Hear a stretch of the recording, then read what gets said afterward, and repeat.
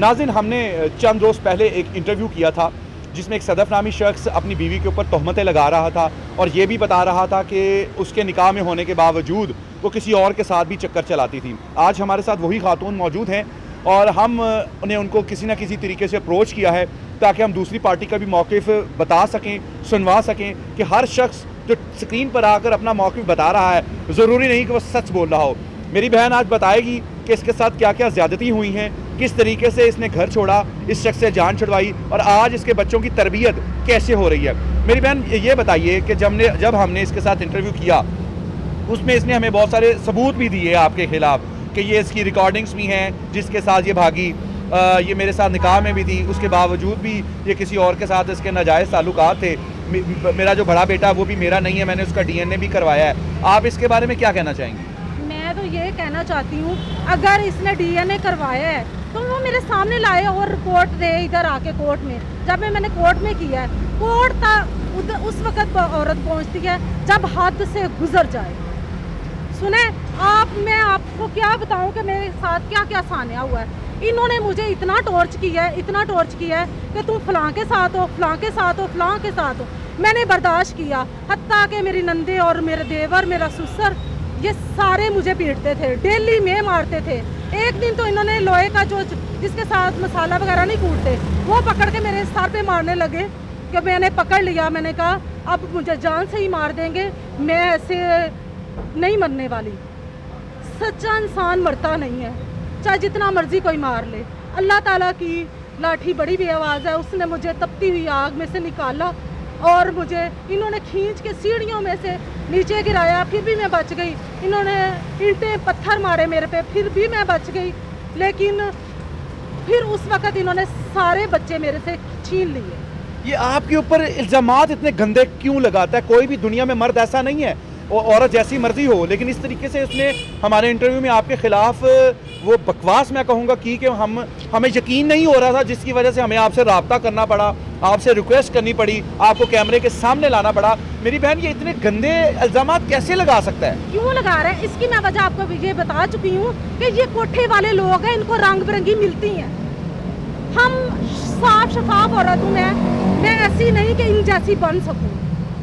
इसलिए ये मेरे पे इल्ज़ाम लगाता था कि ये मैं बच्चे सारे खींच लूँगा तो कोई बात नहीं, इसको छोड़ दूँगा या इसको मार दूँगा, ये मार खप जाओगी मैं और कर लूँगा। इन लोगों को कोई फ़र्क नहीं पड़ता, गंदे लोगों को। नहीं, आपने बताया कि जिस तरीके से ये इनका ताल्लुक कहाँ से है? इनका ताल्लुक जो है लाहौर से ही है। लाहौर से? ये किस एरिए से? मोची दरवाजे से। मोची दरवाजे से। एक बहन आपने बताया कि इसकी डांस वगैरह भी करती है। हाँ, सोनिया नाम है उसका, वो अभी भी डांसर है वहीं पे। और तायाबू की 2 बेटियां हैं, वो भी वहीं पे हैं। नहीं, आपने बताया कि ये पीछे से हीरा मंडी से हैं। हीरा मंडी से ये पास, फिर वहाँ से ना शिफ्ट हुए ना मोची दरवाजे में, इनको जगह मिल गई, वहाँ पे आगे घर बना लिया ताकि लोगों में चेहरे छुपा सकें कि हम तो बहुत शरीफ लोग हैं। आप तो इतनी सादा सी लग रही है, मुझे तो आपको देख के ही ये हुआ कि मैं किस शख्स के साथ क्या बात करके क्या मौक़िफ़ सुनाया। ये मेरे साथ जो है ना, अल्लाह ताला ने पता नहीं कैसा जोड़ दिया। हमारे घर वाले तो रो रहे हैं कि चले किसी तरीके से, और कुछ नहीं तो ये बच्चों के सर पे साया तो सलामत रहे बाप का। तो इसको इस बात का भी एहसास नहीं है, चले मेरी तो छोड़े, बच्चों का बाप तो बन जाए। पढ़ी लिखी हैं, आपने तो ज़िंदगी में बड़े ख्वाब देखे होंगे कुछ करने के, बनने के, अपने बच्चों को संवारने के। आप तो रुल रही हैं। अभी भी मेरे में बहुत ख्वाब है, अभी भी मैं थोड़ा बहुत चाहे किसी के घर में काम करूं, कुछ भी करूं, अभी भी मैं करना चाहती हूं कि मैं कुछ करूं अपने बच्चों के लिए।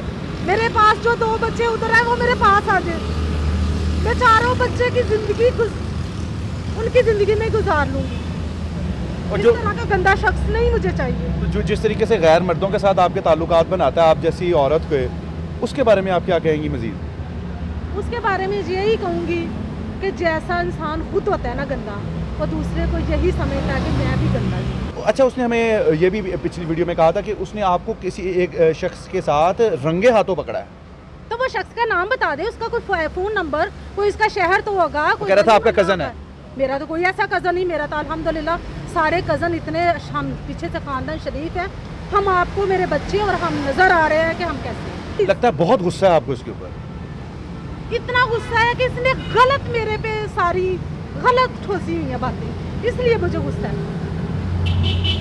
मतलब कि आप पढ़ी लिखी, पता नहीं कैसे आप इसके पल्ले बन गई। बस ये अल्लाह की शान है ना, मैं तो अल्लाह के आगे। वो कहता है रिश्ता करवाया था किसी इमाम मस्जिद ने।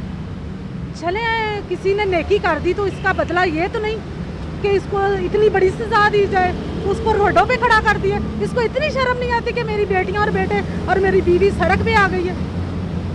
कैसा शख्स है ये, कैसा बाप है ये।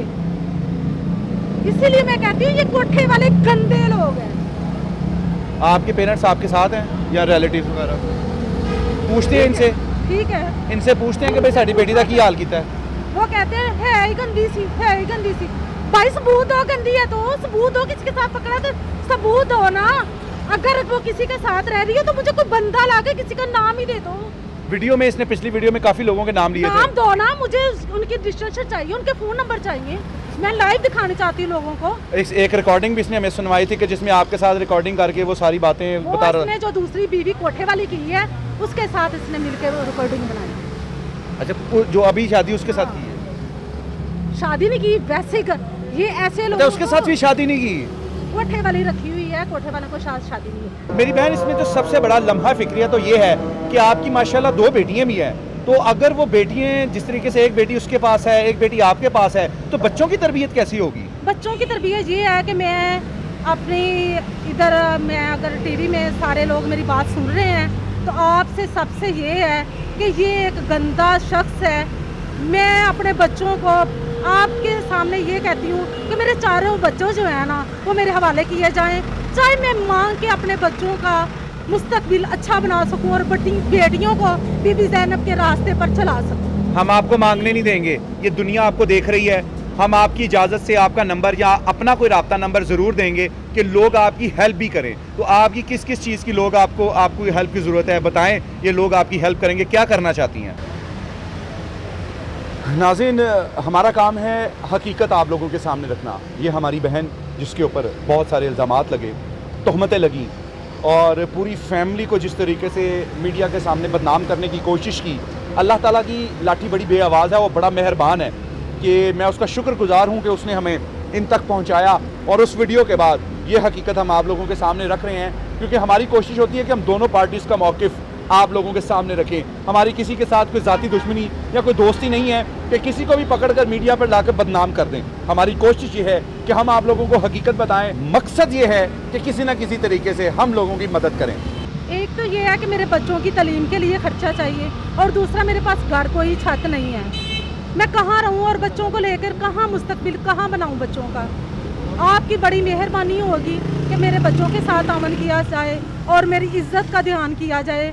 ये आपके हवाले है। एक बेटी आपसे इल्तिजा करती है कि मेरे बच्चों का मुस्तकबिल संवार दे। ये कौम की बच्चियाँ हैं, ये सब की बच्चियाँ हैं, ये सिर्फ मेरी बेटी नहीं है। स्क्रीन पर आप नंबर देख सकते हैं, मदद कीजिए। बेटियाँ हैं, बच्चे हैं छोटे, और ये खातून का जो विजन है ना, मैं साथ खड़ा हूँ, जिम्मेदारी से कह रहा हूँ, बहुत हाई है।